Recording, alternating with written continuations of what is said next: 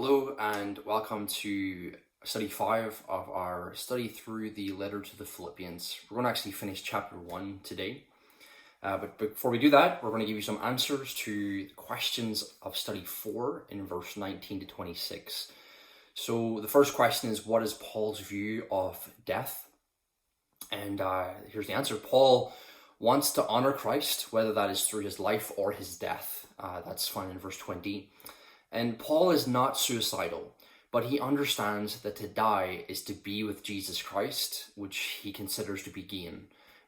The ultimate goal is to be with Jesus, and death is that doorway to be with him. So although he's not suicidal, he does understand that if he does die, he's going to be with Jesus Christ. So he's okay with that. He's happy with that.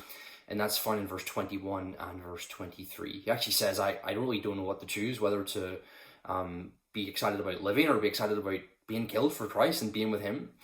Now, Paul's view of life then, he believes that to live is to know and live for Jesus Christ. And that's verse 21, to know and live for Jesus Christ. Verse 22 says that he thinks to live for Christ is to be fruitful for Christ. And again, remember, go read chapter 1, verse 9. To live for Christ means to be fruitful for him, verse 22. And to be fruitful for Christ is to help other believers grow in their joy and faith, verse 25 to 26. So to live is to live for Christ. To live for Christ is to be fruitful for Christ. To be fruitful for Christ is to help other believers grow in their joy and their faith. And that is Paul's view of life and death. So questions for verse 27 to 30. So pause, go read verse 27 to 30.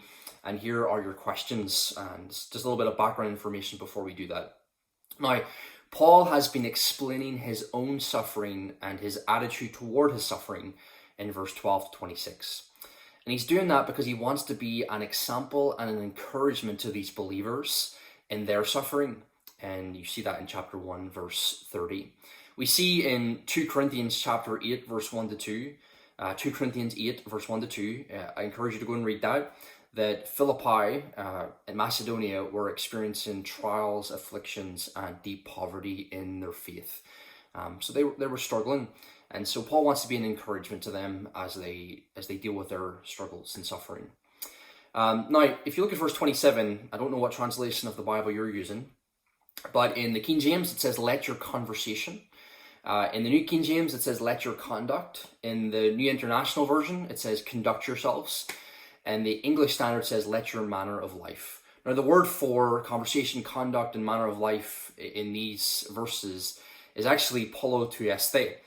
And if you look closely, well, you can't see it, but that word is actually closely linked to another word, or it comes from another word, polites. And that's where we get our English word politics from. And it simply means citizen.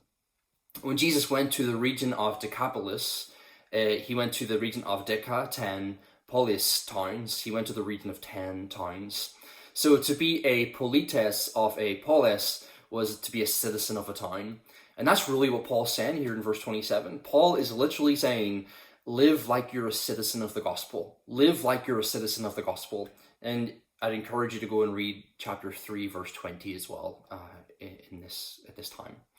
Now, again, remember what we've looked at earlier. The people of Philippi were freely granted Roman citizenship and became a proud mini-Rome less than 100 years before Paul's come to see them.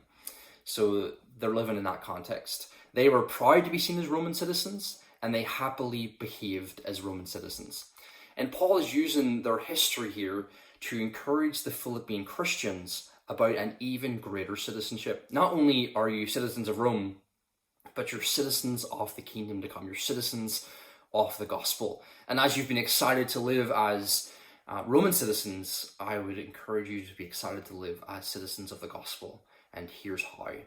So here's the questions for you today. Question 1, how does Paul describe living as a citizen of the gospel? Verse 27 to 28. How does Paul describe living as a citizen of the gospel? Question 2, this is a slightly tricky question, but again, root down into the verses and study them and see what they have to say. But what is the sign of the destruction of the adversaries? So in verse 27 to 28, Paul is talking about how there are people who are making the Philippian Christians' lives harder, just as there's people who's making Paul's life harder as well. So what is the sign of their destruction in verse 27 to 28? And then question 3, what privilege has God given them in verse 29? The word given means to be almost as if it's been granted to them. It's been gifted to them as a favor.